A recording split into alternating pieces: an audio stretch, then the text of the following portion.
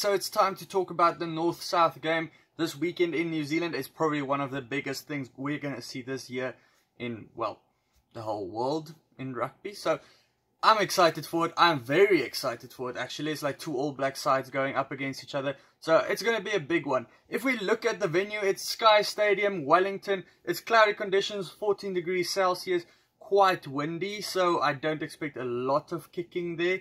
We might see a lot of running rugby. Great for the game.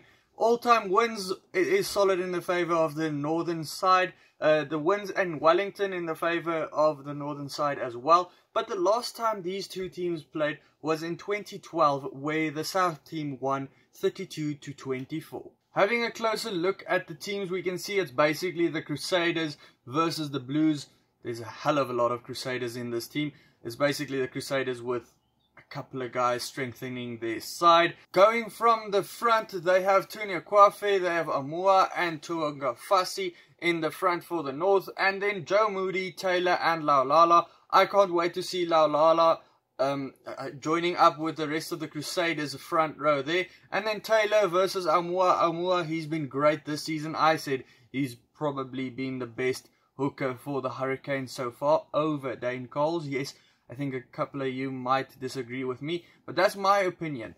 In the second row, the two captains go head-to-head with Tupoluto going up against Whitelock. The two number 5s are basically the two younger guys also staking their claim on All Black selection. I want to see how they go up against each other. The loose forwards are a big battle, especially the northern side. They have an impressive looking loose forward trio there with Akira Ioane, Adi Savea and Hoskins Sututu. That's a pretty big combination, or pretty good combination there. They have the turnover kings in their side. Well, on the southern side, they have Shannon Frizzell joining Tom Christie and Sanders. Shannon Frizzell, he's been great this season, scoring a lot of tries for the Highlanders so far. Christie and Sanders, they've also announced themselves this year. In number 9, I was quite surprised to see TJ Perenara being selected over Aaron Smith, because Aaron Smith to me was the better number 9 by like this much. He's the best number 9 in the world at the moment, and TJ Perenara is still brilliant. I think he's probably selected because of Bowden Barrett being at number 10. Combining those two is the best combo you probably could get, because they have a lot of experience together. How Weber and Mahunga goes up together against them, that's the true question. Barrett versus Mahunga, that's always a big game. That's always the one of who's going to be the All Black number 10. Who knows? Mahunga, he's been better this season.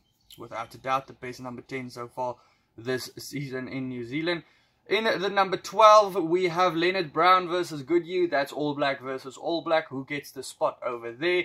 Number 13 is Rico Ioane. I think he's been a brilliant number 13 this year.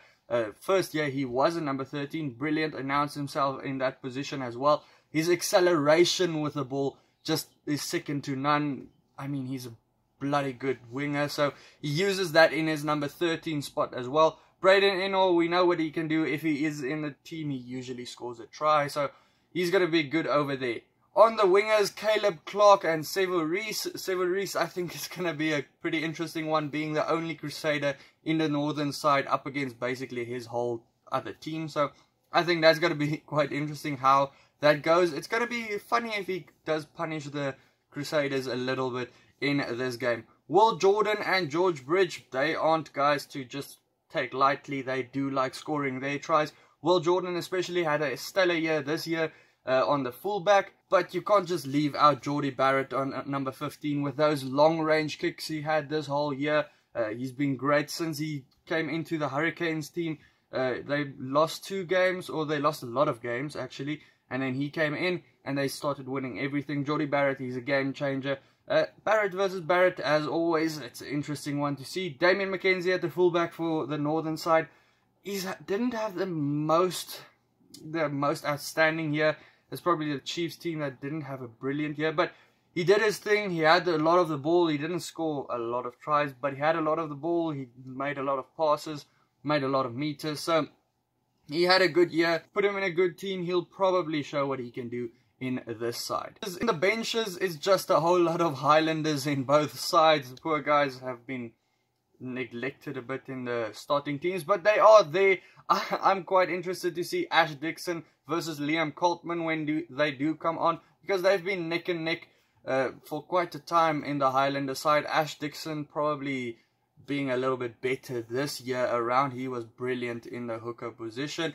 Aiden Johnstone, Bauer, Ta'avao, Lomax, that's going to be interesting battles as well. Scrafton versus Selby Rickett. Selby Rickett, one of the best tacklers in the competition. I think he had the highest tackle percentage of any player in the whole competition, in the whole Aotearoa season. Papali'i versus Dylan Hunt. Do I need to say more? Turnover kings, guys that like running. Papali'i, he likes running out on the wing when he does come on. Aaron Smith versus Christie. Aaron Smith, when he comes on, the speed of the ball is going to go up. He's had a brilliant year so far. I thought he's probably going to start, but I told you why I think he probably didn't. Finley Christie, I said it before, I'd never thought of him as like a All Black contention player or player of real good talent, probably an average Super Rugby player, but this year he really showed me he's very good. I think he had a brilliant year, and it's going to be good to see how he goes up against a lot of Blues players again, being the only Blues player in the southern side. Peter Umaga Jensen, I want to see how he goes up against the southern side as well. Peter Umaga Jensen had a brilliant year this year, announcing himself at the number 13 spot for the Hurricanes.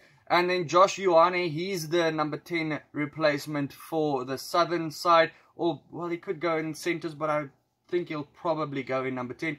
I want to see Mitch Hunt coming on in the northern side as well. Mitch Hunt versus Josh Ioane in the number 10s will be an interesting battle as well, because, let's face it, that was a pretty big battle in the Highlander side themselves, because Mitch Hunt was brilliant until Josh Ioane came in, and he was brilliant as well. So, good to see that battle going up in this game as well. Lester Fainga-Anuku, he's in the southern side at number 23. I'm quite surprised with that one, but they didn't have a lot of outside back coverage. He is listed as a centre though, so I would probably have went with Theo Tompkinson.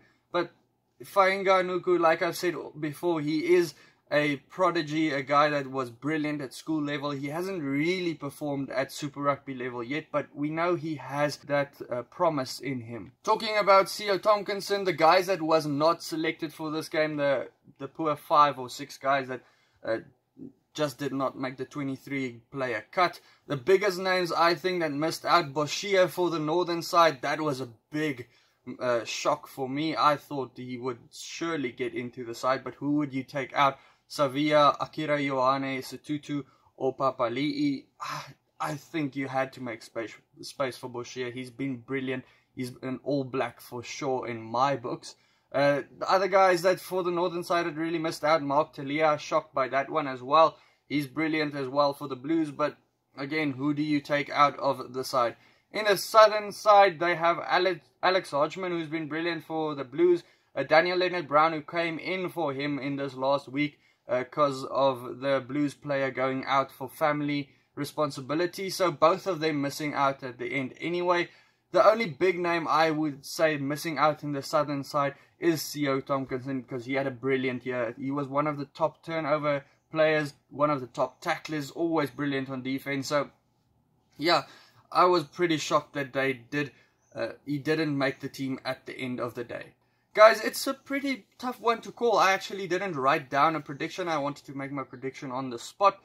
Looking at the two teams, I do think the Crusaders or the southern side do have a bit of a better bond. They do know how to play with each other a little bit better. It's basically seeing how brilliant of a team you can put together to beat the Crusaders. But at the end of the day, I do think the southern side is better for having a lot of Crusaders like that. So I think it's going to be a close one. I think the southern side to beat the northern side by 5 points. But I don't know. Let me know what your prediction is for this game. It's going to be a close one.